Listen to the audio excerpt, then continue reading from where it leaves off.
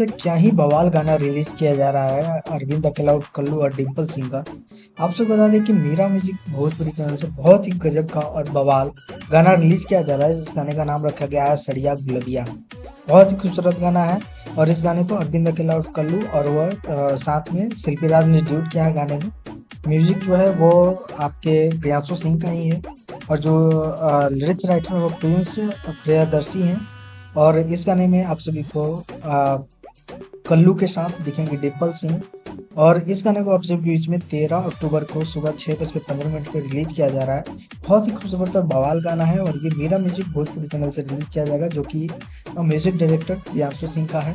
बहुत ही खूबसूरत म्यूजिक बनाते हैं, उन्हीं का चैनल है और उन्हीं के चैनल से इस गाने को रिलीज किया जा रहा है।